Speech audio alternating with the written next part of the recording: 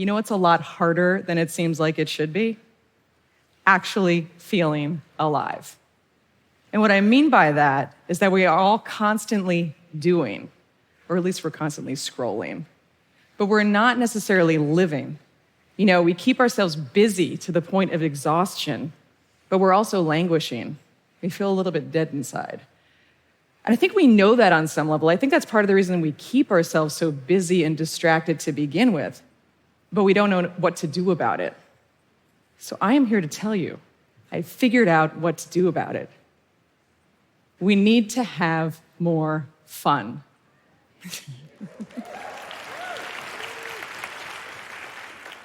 So you might think that you're already having plenty of fun, and that's because in our everyday speech, we often use the word fun to describe anything we do with our leisure time, even if it's not actually enjoyable and in fact a waste of time. So for example, we scroll through social media for fun, even though doing so often makes us feel bad about kind of everything.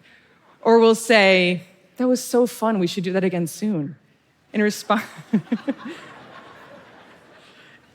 to things that weren't that fun and that we don't want to do again, ever. But it's not really our fault that we're a little bit sloppy about how we use the word fun, because even the dictionary doesn't get it quite right. You know, it says that fun is an amusement or enjoyment or lighthearted pleasure.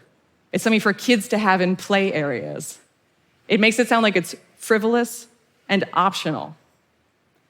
But if you think back on your own memories that stand out to you as having truly been fun, and I really encourage you to do this, you know, the memories that you would describe as, and forgive me for our scientific terminology, so fun, you're going to notice that there's something much deeper going on. I've collected thousands of these stories from people all around the world, and I can tell you it's amazing, because when people recount the memories in which they had the most fun, they tell you about some of the most joyful and treasured memories of their lives. So in reality, fun is not just lighthearted pleasure. It's not just for kids, and it is definitely not frivolous. Instead, fun is the secret to feeling alive. So today, I want to propose to you a new, more precise definition of what fun is.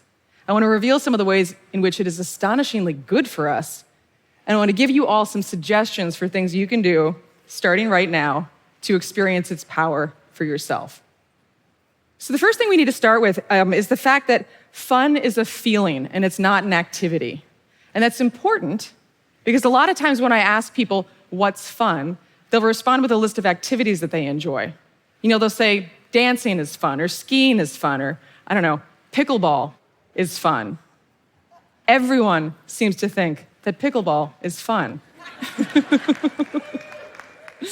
And sure, pickleball can be fun, but we've all had experiences where something's off and an activity that seems like it would be fun doesn't end up feeling fun. And then on the flip side, we've had experiences where something that doesn't seem like it would be fun at all ends up feeling ridiculously fun. There's an element of serendipity. But when people do have fun, when they experience this feeling, it's actually very easy to recognize, because people who are having fun look like they're being illuminated from within. So for example, here's me and my husband having fun together. Here are some presidents having fun together. Here's Archbishop Desmond Tutu and the Dalai Lama having fun together. Actually, those two seemed like they were very often, even constantly, having fun together. And as you can see in these photographs, true fun produces this visceral sense of lightness and joy. It's radiant. In fact, when I asked my daughter when she was about 5 years old what color fun would be, she said sunshine. So what is this sunshine? You know, what is this feeling that we call fun? Well, when people tell me their stories about fun, it's really interesting because the details are all different and often quite mundane, but the energy running through them is the same. And there are three factors that are consistently present to the point that I believe they constitute a new definition, one that is a lot more accurate than what's in the dictionary. And those three factors are playfulness, connection, and flow. So by playfulness, I do not mean you have to play games or, God forbid, make believe. I just mean having a lighthearted attitude of doing things for the sake of doing them and not caring too much about the outcome, letting go of perfectionism. When we have fun, our guard is down and we're not taking ourselves too seriously. Connection refers to the feeling of having a special shared experience. And I do think it's possible in some circumstances to have fun alone, and for this feeling of connection to be with yourself or the surroundings or the activity. But in the majority of stories that people tell me about their peak fun memories, another person is involved. And that's true even for introverts. And then flow is the state where we are so engaged and focused on whatever we're doing that we can even lose track of time. You can think about an athlete in the middle of a game or like a musician playing a piece of music. It's when we're in the zone. And it's possible to be in flow and not have fun, like if you're arguing, but you cannot have fun if you are not in flow. So playfulness, connection, and flow all feel great on their own. But when we experience all three at once, something magical happens. We have fun. And that doesn't just feel good, it is good for us. In fact, fun does so many amazingly good things for us that I personally believe that fun is not just the result of human thriving, it's a cause. So for example, fun is energizing. When people tell me their stories about fun, they glow. It is like a fire has been lit inside of them, and the energy and the warmth that they give off is contagious. So much of life drains us, but fun fills us up. Fun also makes us present. A lot of us put a lot of work into trying to be more present. We do yoga classes, we meditate, and that is all great. But the fact that fun is a flow state means that when we are having fun, we simply are present. There's no other way for it to happen. Fun also unites us. We live in a really polarized world, and as we all know, there's a lot of very serious problems. But when we have fun with people, we don't see them as different political parties or nationalities or religions. We connect with them as human beings. And it's worth noting that that is the first step in being able to work together to solve those problems.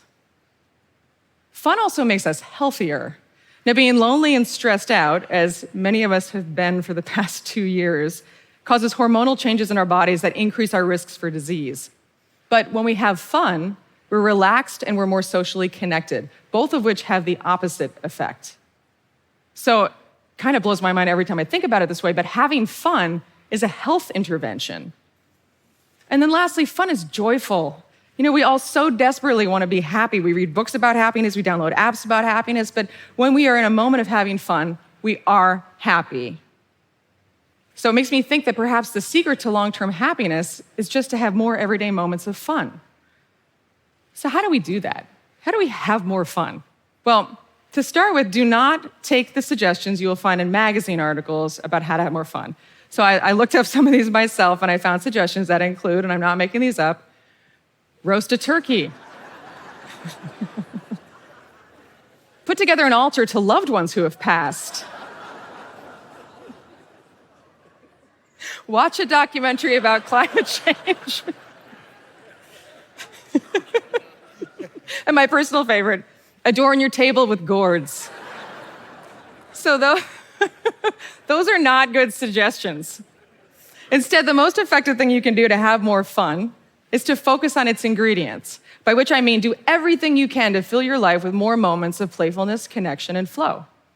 So here are some ideas for how to do so. So to start with, reduce distractions in order to increase flow.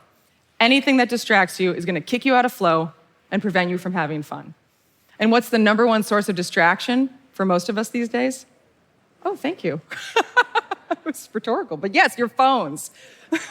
Now, I wrote a book called How to Break Up with Your Phone, so I have strong feelings about this, but I can guarantee you that you are not going to have fun if you are constantly on your phone. So today I want to challenge you to keep your phone out of your hand as much as possible so that you can take me up on my second suggestion, which is to increase connection by interacting more with other human beings in real life. Now, I know that one of the main reasons we're constantly on our phones is specifically to avoid having to spend time and interact with other human beings in real life. So I want to assure you that it is worth it, and it is not as hard as it might seem. So here's how you do it. You start by making eye contact with someone. Like, look them in the eye. Don't look like in the middle of their forehead where the camera would be on a Zoom call. Okay? And you say hello. And if that goes well, you can introduce yourself. And if that goes well, maybe you can ask them a question, maybe something that's like thought-provoking but not overly personal or threatening. Something like, what's something that fascinates you? Or what's one thing that delighted you today? And you might be amazed by how good just one little moment of connection can make you feel. And if you do find someone to connect with, maybe ask them to join you in trying my third suggestion, which is to increase playfulness by finding opportunities to rebel. Now, I am not talking about James Dean level rebellion. I'm talking about playful deviance. I'm talking about finding ways to break the rules of responsible adulthood and give yourself permission to get a kick out of your own life. So, for example, one person told me that some of the most fun she'd had in recent memory happened on a Friday morning when she and some of her friends ditched their work and their childcare responsibilities, tucked flasks into their purses, and snuck out to a 10:30 a.m. showing of the movie Bad Moms. So, lastly, here's one more thing that you can do today to start having more fun. I am just kidding. Prioritize it. That might sound totally obvious, but one of the main reasons we're not having enough fun is that we're not making it a priority. You know, our fun is always at the bottom of the list, and it can't speak up for itself. So I'm not suggesting that you take out your calendar and make an entry that says from 4 to 6 p.m. on Saturday, I shall have fun. That is a guaranteed way to not have fun. But if you know you consistently have fun when you spend time with a particular person, make a point to spend time with that person. If you know there's an activity that really does often generate playful connected flow for you, carve out time for it in your schedule. Treat fun as if it is important, because it is.